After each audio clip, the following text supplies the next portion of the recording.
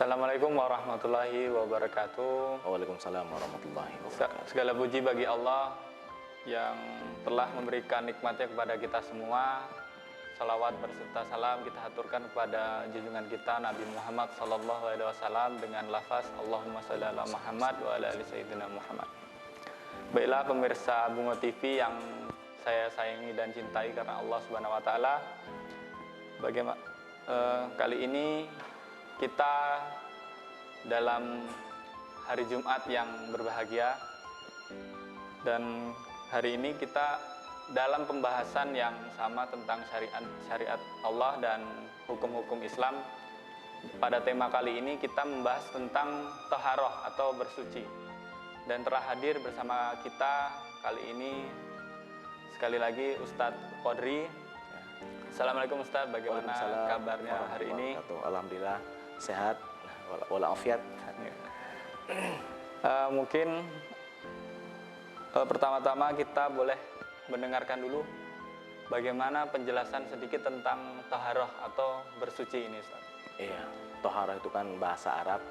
Kalau bahasa kita itu bersuci, yaitu suci dari hadas besar dan hadas kecil, dan suci dari najis. Suci dari hadas dan najis. Maka umat Islam khususnya yang melaksanakan ibadah kepada Allah, maka dia mesti suci, ya, baik itu suci dari hadas maupun suci dari najis. Itulah gambaran umum seperti itu.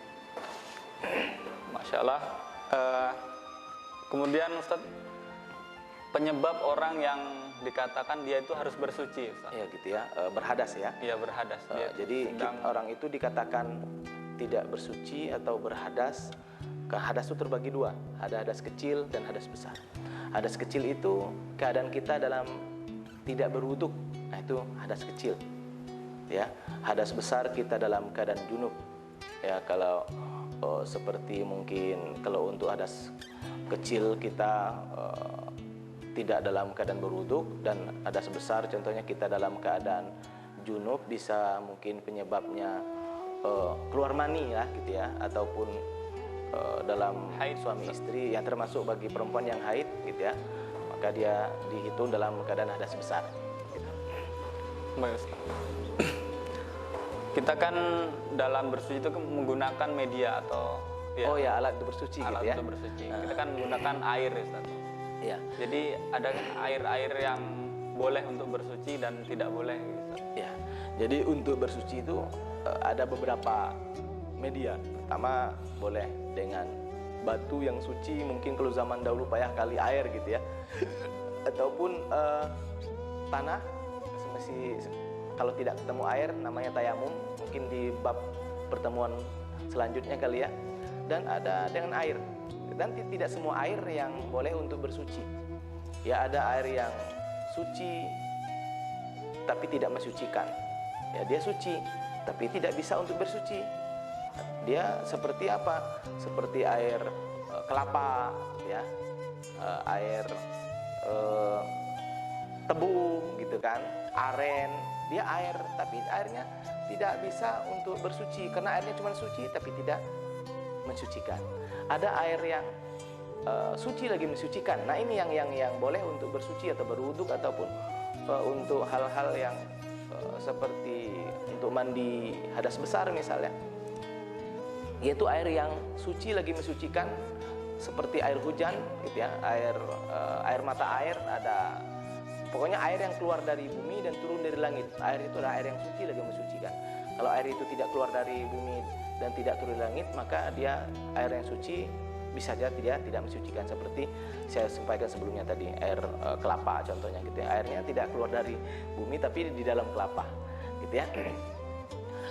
Dan air ini ada air yang kalau air yang sedikit ya, dia bisa saja menjadi najis. Mungkin sebagai contoh, bak kita di rumah mungkin kecil sehingga airnya kurang dari 2 kula gitu ya.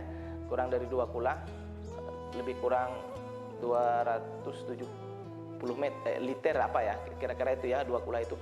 Nah air ini apabila kurang dari 2 kula dijatuhi najis, maka airnya tidak lagi suci ya, airnya menjadi air najis, maka tidak boleh lagi untuk bersuci atau berwuduk gitu ya.